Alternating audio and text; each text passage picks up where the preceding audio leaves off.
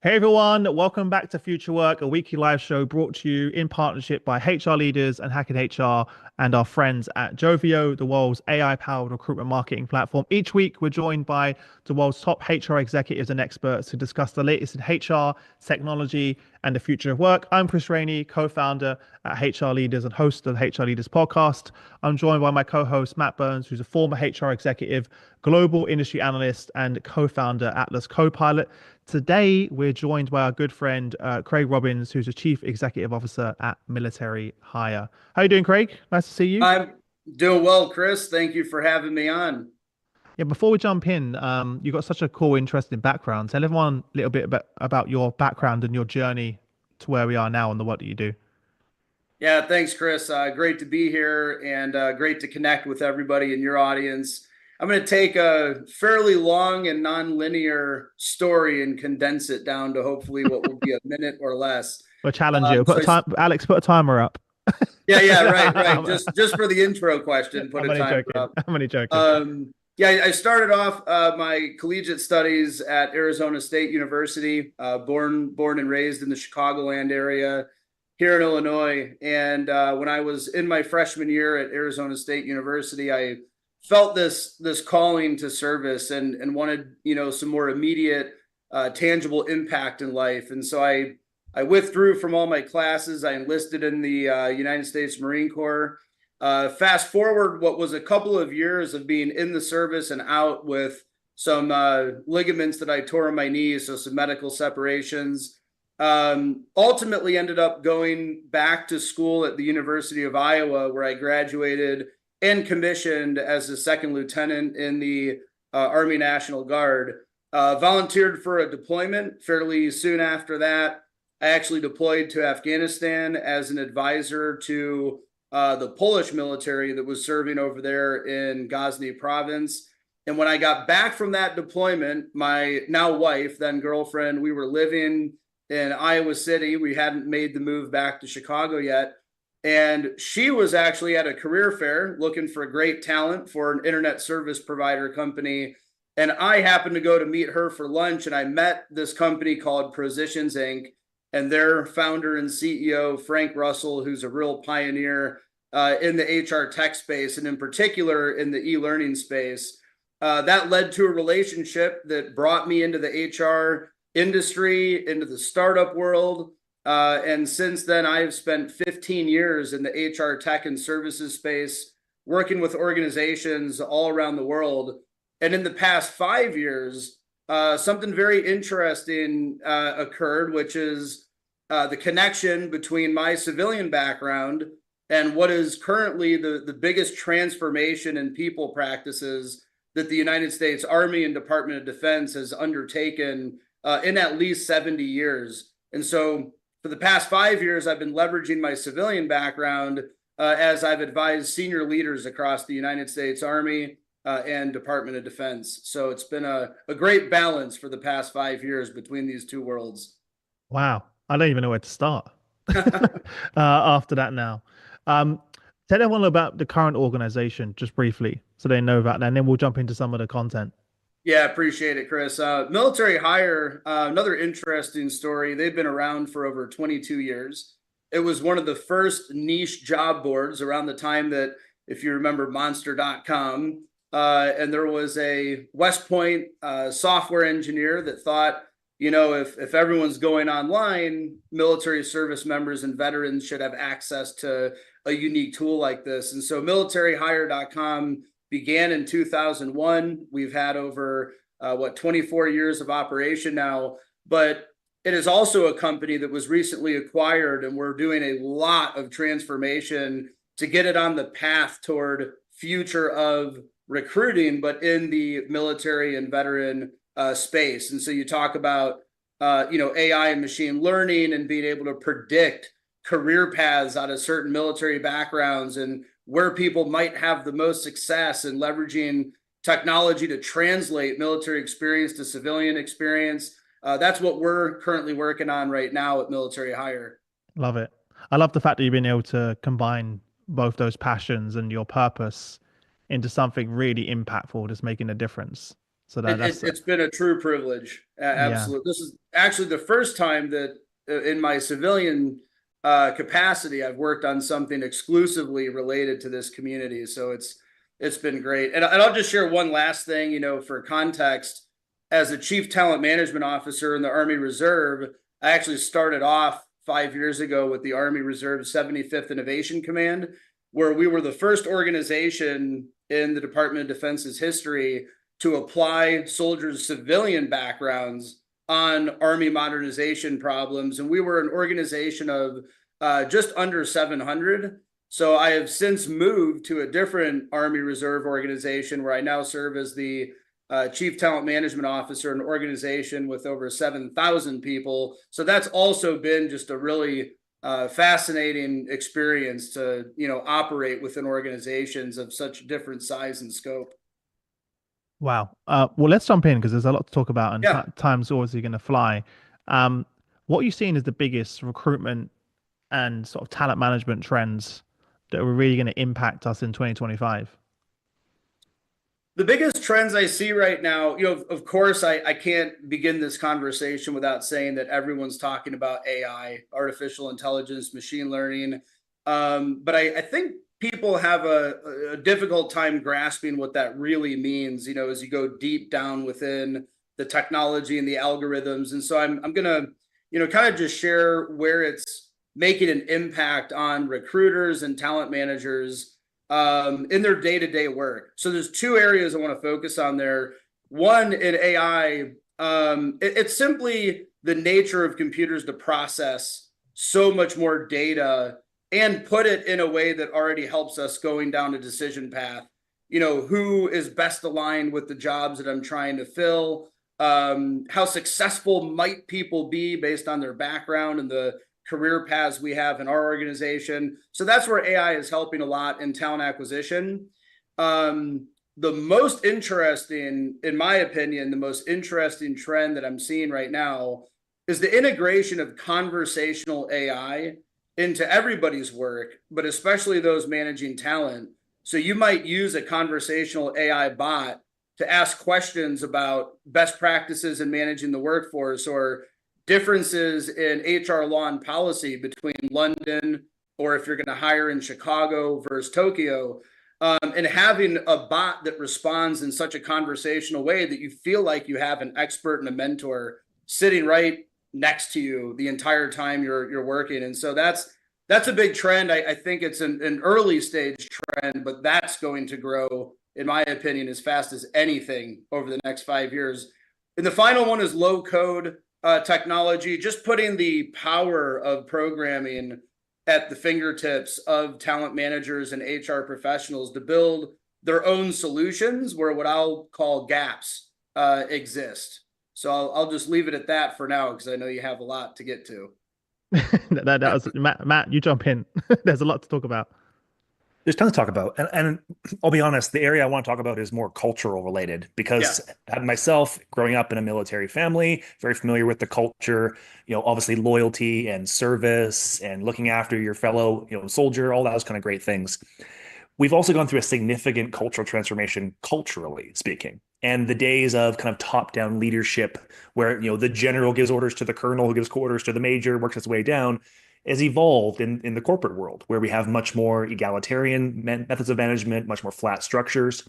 How have you had to evolve that kind of culture in amongst all the other changes that are already happening in an organization, as you said, 70 years into a transformation? Yeah, that's a great question. If you go out and look at, there's a lot of public facing documents around the Army Talent Management Task Force and what, a lot of folks are trying to do across the DoD. But I would say too, that this relates to, talent acquisition and recruiting people from a variety of workforces into organizations that are really trying to look different than they historically have been. So how do the Fortune 500 companies of the world, the Fortune 50s, how do they adapt and change as well? I would say that everybody, including federal government, we're all trying to look at how do we create flatter, leaner, more agile. That's a word that comes up a lot. How do we create more agile organizations where not only information flows up and down quicker, But this gets into, Matt, really around talent retention, and also enabling and empowering talent to perform their best at work. And that is, I think, what has most people focused on this topic. How do we make sure that people's voices are heard, their opinions on where the organization's going, where a team is going, what they view as the problems that we ultimately should be trying to solve for. And that empowerment is something that is certainly more prevalent now within government, but I would say also within your Fortune 500 companies and large global organizations that are really trying to, I'll just say, elevate the individuals and empower the individuals at work. That gets into performance as much as it gets into retention. Matt, what does that look like from someone in the chat from a practical sense? You talk about culture transformation. What are some of the practical things that people can do to help lead this? It's not just going to happen on its own, right? As well. So for both of you, what are some practical things that you've seen really move the needle? I like. Go ahead, Craig. I was just going to share that top down, while we're talking about organizations changing from that model, top down buy-in is absolutely key. And so, we might say great things at the top. We might have senior leaders that talk about empowerment and enablement, but true buy-in and actually providing a platform for the workforce to speak and share and collaborate is critical. If you say great things and you don't have that buy-in from the top, things tend not to go very far. Matt? Yeah, and I think well, I think I'd add to that is I'm a big fan of doing things that are very meaningful but don't require a lot of effort, if that makes any sense. So a really simple, tangible example was, God, it's been probably 10 years, but I had our team go through all of our documentation to look for pronouns and to, wherever possible, remove any gender-specific pronouns from our documentation because it's not necessary with policies or with guidelines or with internal communication. So that was something that was really simple. And I'll be honest, when I did that, I got a little bit of grief from some of my members of the C-suite who were like, really, Matt, like all the things you can spend your time doing, you're gonna have your team spend time doing that. And the reality was it took an afternoon. And I, in my career to this point, have never received as many unsolicited emails from employees saying thank you that didn't want to share this publicly, but were like, hey, we've previously felt a little bit alienated and excluded with the language, and now we feel like this was a fundamental shift. Thank you for honoring that. I must have got 15 or 20 emails in a company of about 4,000 employees, which was really, really interesting. So for us, I think for me, it's some of the things that we tend to have a skew towards really like big, elaborate, sensational programs and strategies. And sometimes just doing the simple things makes the biggest difference. Absolutely. Absolutely. And I would just chime in with that, along those lines, Matt. I think the power of integrated communication technologies has made a big difference. Things like Slack and other integrations that just offer that channel to share those little things, throughout the day that make a big difference. You may not otherwise think that a leader is or a manager is paying attention to your work. And these technologies where, there are pros and cons about being always on, but part of the positive about being always on and connected during the workday, if you can have good boundaries around what that is the ability to just reach out and say, hey, Matt, saw what you did there, great work. And that, I can't say enough about how far that goes. Yeah, 100%. If we talk about creating a culture of engagement, it has to go beyond just the employee feedback surveys. Right. Yeah. As well. And we've got incredible tools now, recognition tools, like you just mentioned, and other communication tools that allow us to do that in the flow of work in real time and even nudge us when we don't. Right. Because we're not always going to remember to do those things. And I think the other really exciting part, to link it back to the technology piece that we spoke about, is we now also have tools to create those customized learning pathways for people to feel engaged, to feel part of it, to meet them where they're at in any language, on any device, right? So if you're going for a digital transformation or any type of transformation, you can use these tools to help educate, upskill, and help drive that transformation before. You still can't remove the human component. I want to be clear on that, on that part as well. But this is something that enables you to have more of those conversations because it's freeing up your time So it's not something to replace, it's something to more empower you. Does that make sense? Yeah, absolutely.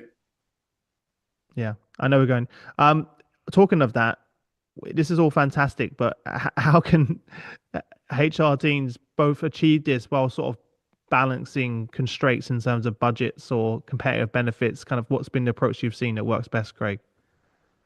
Yeah, that's where it gets really interesting, on the organization and what its resources are. I can share a couple of different perspectives, and as a reminder, if I didn't say it in the beginning, these are just from my personal perspectives and my own personal views. They don't necessarily represent what any defense agency or even military hire may feel. But we in the Department of Defense, we operate with a massive budget, of course. But here's the interesting thing: we don't always forecast out all of these smaller technologies and changes, and even these newer models in the workforce. We don't often forecast them out in a way that aligns with budgeting cycles. So we're actually also quite resource constrained when we learn of a new technology and people want it tomorrow, but we're waiting for a whole nother fiscal year or 3 or 4 before we can get a budget for something that may be relatively small. I'm talking about, a license for something that might be under $100,000 or whatever the case might be.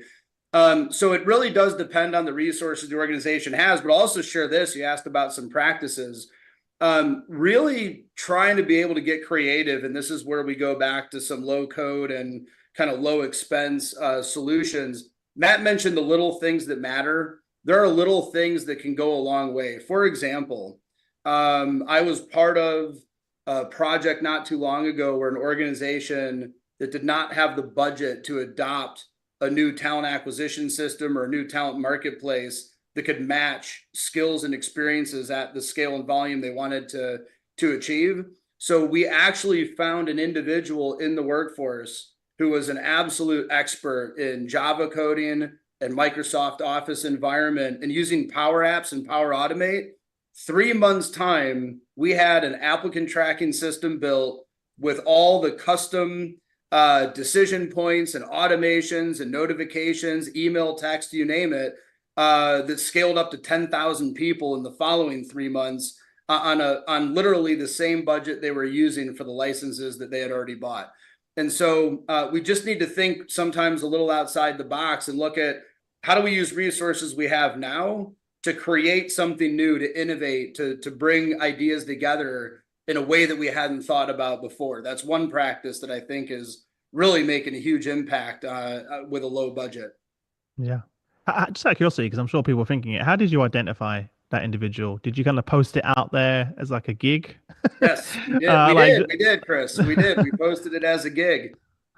We just, essentially just said we're looking for someone that has experience in programming, but also knows the Microsoft environment really well. And we had probably a couple hundred responses over the next week or two, and then we just did what we do as recruiters. We started the interview process and selected one person and put them on a 30-day kind of trial just to see how they would do in that environment. It worked out really well, and I just provided what I knew about frameworks and workflows from the big ATS platforms out there, like the Workdays and the Eightfolds and the Phenoms of the world.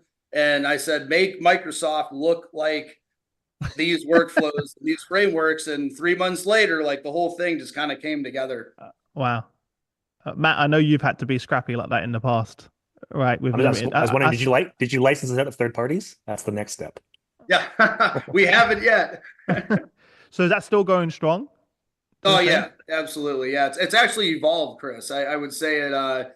The it there is something totally different. So that evolved into some much more significant and larger in scope and size projects. It really sparked a concept that got a lot of buy-in, and people started asking, how do we do this even more effectively and at a significantly larger scale? And so it had about 3 transformations over the past 5 years. What would you say is, many companies listening right now are going through that process, whether they're thinking of build or buy, blend. What would say was the biggest challenge that you and the team faced of building internally? Because it couldn't have been easy. No, it's really not.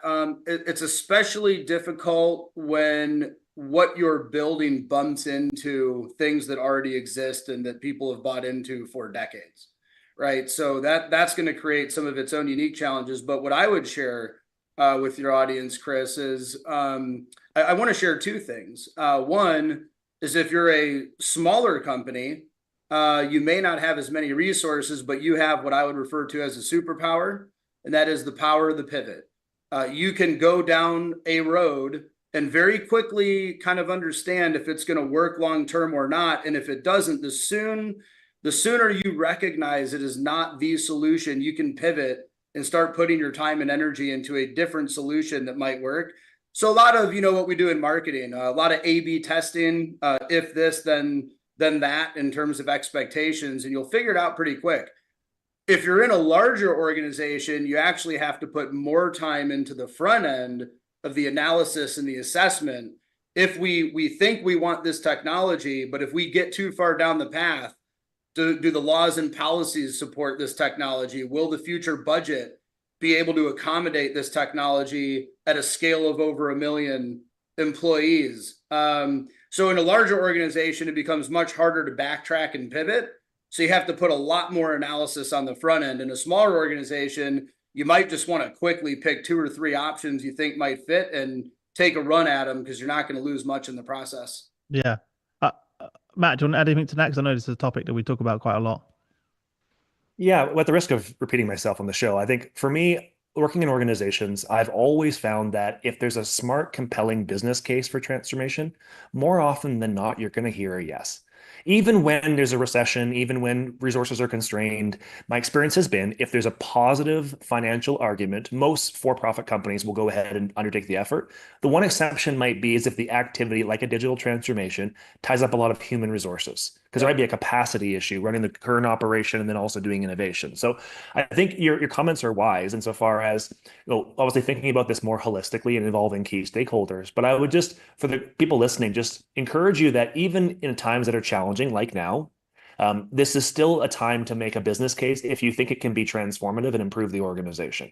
And the beautiful thing about AI that we're finding is that, unlike a lot of technologies before it, you don't have to trade off. So you can make organizations more efficient, more productive, and more profitable, and support your employees using AI if you consciously deploy it. Yeah. You read my mind, Matt. That was literally my next question was, this is all great, but when you and the team sat down, Craig, what was the problem you were trying to solve? What was and how did you link that back to the business needs? Yeah, I mean, at that point in time with that particular project, we were trying to solve for, kind of an age-old problem where the data was contained in emails and spreadsheets. So the first thing we had to do was make a big move toward a centralized location in the cloud where everybody could access all the data they needed related to the recruitment funnel, regardless of who might be coming in or out of the organization, or who had what email or what spreadsheet, version control, what spreadsheet was updated or not. So that was a massive pain point, and we were losing out on great talent because we did not have the systems to collaborate and make decisions at the speed that candidates make decisions. And let's kind of put a pin in that part of the conversation, because I know this is very relevant, especially to recruiting teams. I think we're all looking at, how do we improve the candidate experience? Because at the end of the day, if you're not able to do that, the talent pool you're ultimately hiring from is not as optimized as it should be or could be. And so, how do we move quicker and move at the decision speed that the candidates are moving at, especially if your competitors are getting job offers out 2 to 3 months quicker than you are, because you don't have the platforms in place. It's not about just the recruiting platforms. How do those hiring decision makers communicate and collaborate? How do the review panels work? Are you waiting 30 days to get everybody in a single room while your competitors on a daily basis are having touch points and putting notes and comments in a collaborative platform? So that's kind of the problems we were trying to solve for. And because we built a custom solution, we were able to accommodate all of that. without going out and purchasing a 6-month multi-million-dollar applicant tracking system. Yeah. Well, now it's moved from, let alone months or weeks. It's like who can get back within the next few minutes, Yeah, an hour. yeah, yeah, That's the absolutely. companies who are competing for talent right now are leveraging AI tools to be able to get back to candidates in immediately, right? And then obviously once they go through that onboarding, whether it's with an AI bot, etc., then leveling that up to a human along the way. But I don't know if you're seeing this. One of the big challenges that we're seeing with teams that we speak to is that now, because it's so easy to apply, they're having the opposite problem where they've got 20,000 applications Yes. For the same job, and that same person's applied for 20 jobs in the same company. How are you overcoming that challenge? Yeah, that's a really interesting one, and I think we do need to leverage technology, not only to understand the intent behind the applicant. So this is another trend I've seen, in the recruiting space. There's a big difference between someone that applies for 20 positions in a large company because they're actually a great fit for 20 positions in a large company, versus someone who applies for 20 positions just because they're open. And I know as recruiters, we want the individual that puts a lot of thought, and analysis into the alignment with the role and the culture and the experience. So you got to kind of lean on the technology to gauge how well of a fit those candidates might be. And it's a really interesting, I think, dichotomy between, I've worked on both sides of talent acquisition. So I used to run a global outplacement service, working a lot with candidates day in and day out. And for the past 5 years, I've worked much more on the recruiting side, working with, small to mid to large global companies on talent acquisition. And it's really interesting because the complaints and the problem sets that candidates have are very similar to the ones that recruiters have. Candidates will say, oh my gosh, there's just way too many applicants, I'm never going to get a job. Recruiters will say, oh my gosh, there's way too many applicants, I'm never going to be able to pick somebody. So the technology is a double-edged sword, but I think we often think that it creates a disadvantage to the candidate much more than the recruiter, and that's actually not the case. So for whatever it's worth, I would just put out there, not only to your HR audience, but the workforce who's looking for jobs, these are really challenging things on both sides.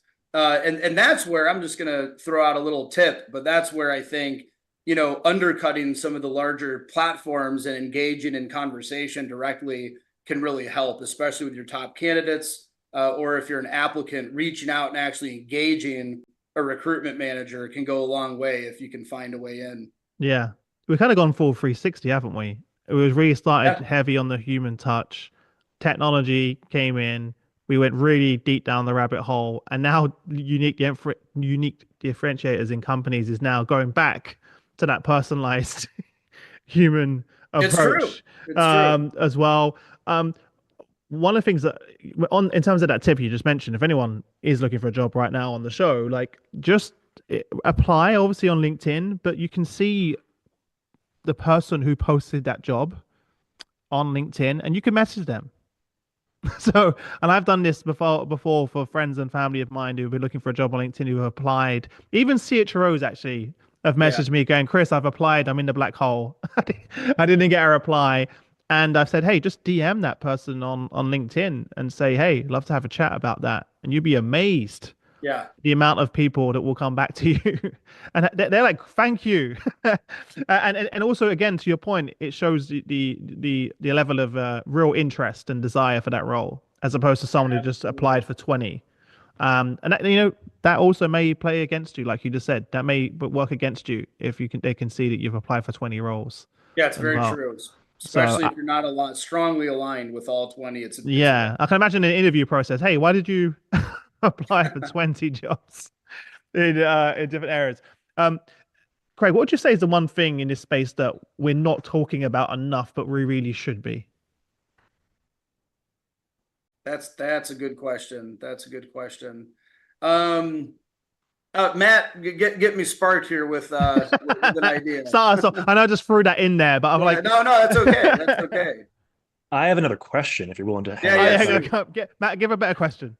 No, I think it's a great question, but I think this one might trigger some thinking. So Obviously, a large part of talent management in your line of work is about operational readiness and continuity. Yep. There needs to be a certain, composition of forces, whether that be people trained on certain activities, certain ranks, leadership, all the various things. So when we're deploying resources all over the world, in your case, there's obviously a lot of complexity around finding the right fit for the right time. And at times, operational requirements can come in conflict with personal development objectives. Oh You might yeah. have somebody who is high potential, high quality, but you need to fill a spot here. Yep. And you need to go to that member and say, hey, I need you to do us a solid. In an organization that is millions of people and it's very easy to get lost, how do you combat against that in today's Yeah. generation where everyone is much more personal development focused and a little bit less Yep. loyal? How do you Yep. find the balance of those two things in this environment today? Yeah, so that was the spark I needed, Matt. Thank you. And I'm going to go back to your question, Chris, because this is actually a really big topic that I get a lot in my civilian capacity, consulting organizations, on people practices. But so let me answer your question, Chris. One thing that we're not talking about, we should be, how do you balance organizational needs versus individuals' preferences? That is the way that I would phrase that question, because in a world where we are all trying to focus on how do you empower people more, how do you enable the workforce more, there's what I refer to as the WIFM factor. What's in it for me? That is more important in today's world, where you don't have people spending 20 to 30 years at a company with a pension at the other end with that amount of leverage. And it's just, I show up, I do the work for this organization, and in return, I get a balanced lifestyle in retirement. Those days are kind of gone. So the question I often get is, how do I balance the organization's needs, either to deliver a product or a service or whatever the mission is of that organization, with the individual preferences that may not align? And so I may need a large segment of the workforce to go do this thing, and those individuals may look at that and say, it's not the best time. I just got married. I was going to go on a vacation. I've got young kids. I coach. I'm involved in the community. And so the answer to that question, though, and it's a very simple one. I'll start with just try. A lot of organizations don't try because they don't care. I'll put that out there very bluntly. It's my way or the highway, and they're still stuck in this older mentality of, you work here, we pay you, therefore that is the justification. The problem is, with generations in today's workforce, that justification doesn't work, and they end up leaving the organization very quickly and going to find another one that, quote unquote, gets it. And so the reality is, you're still going to have to do these things that the organization needs to get done. You need the outputs and outcomes that you are driven by your mission. But the question is, how often can you try outside of that to be looking at individuals' preferences, and not only looking at them and understanding them, but engaging them and empowering them? And what I mean by that is, maybe someone is striving to be a senior leader and there's a degree that they want to go seek. And maybe they might not be able to do it right now, but in 2026, can you provide resources for them and mentorship and support, and tell them that after or before you go do this thing, we're there with you. We care about where you're trying to get in your career. We care about what your future looks like in this organization. And if you're always trying to do that and you're in tune with it, then when those pain points and obstacles come up, people are going to be much more willing and likely to, step up and go get it done. So balancing organizational needs and individuals' preferences, big topic. Tough one. It's the quickest way to lose people, Absolutely, by not doing it. See, what the question worked out okay in the end. Matt just had to sprinkle a little bit of magic it's all good on it as well. But time has already flown by. We thought the 30 minutes would be quick, but we're already there. But before I let you go, Craig, any parting piece of advice, and then where can people connect with you if they want to reach out, say hi? Yeah, just let's all lift our heads up and look outward from time to time. We are, and I'm talking globally, we are just a very busy group of people. I know everyone's working hard, and our heads are down more often than not. We're driving forward. So just my parting bit of wisdom, just lift our heads up and look out. What are other people doing? What are our colleagues doing? What's working for people? Who has shared experiences and problems that they're already solving that you haven't started solving yet, reach out, have conversations. So I'll leave you with that. Lift your head up and look out more frequently in 2025. People can engage with me on LinkedIn at the extension /Craig Robbins, just my first name and last name, really easy. And as a CEO and someone still serving in the reserve and sitting on some boards and with a couple of kids, I've not produced a lot of content in the past year or two. Well, you have now. There's some content right now. Yeah, appreciate it.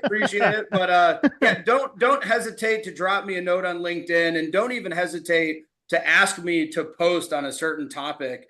Again, just all the views I've shared here today are mine and mine alone. And I look forward to being able to share more of my thoughts and experiences with your audience if they'd like to engage, and just really appreciate you and Matt and the team bringing me on board today. It's been fun. No, it's been fun. I appreciate you coming on. And for everyone watching right now, wherever you're watching or listening, there'll be a link in the description to connect with Craig. So make sure you connect with him on LinkedIn there. Well, that's a wrap, everyone. Thanks for tuning in and making us the last thing that you... I say the last thing you do at the end of the week, but depending, you could be waking up right now, depending where you are in the world. But thank you for joining us. Have a good weekend, everyone. If you're not already following us, make sure you hit the bell notification on LinkedIn. That way you'll be notified next time that we go live next week. So for those that are new, every single week we go live at the same time on LinkedIn as well. Special thank you to our friends at Joveo for helping support the show. There's also a link in the comments where you can actually download their 10 best recruitment trends to attract, source, engage, and hire talent. So very practical case studies in there and use cases. So make sure you download that. Also, for those that are already watching the show live inside of Atlas Copilot right now, the world's first AI copilot for HR, you can also start your free trial, access that, join 25,000 HR professionals that are using Atlas Copilot to get instant answers to any question in HR, increase productivity, and obviously upskill and reskill yourself and your HR team. So you can go watch the show there and start using Atlas Copilot today. Apart from that, enjoy the rest of your day, and we'll see you all next week. Bye, everyone.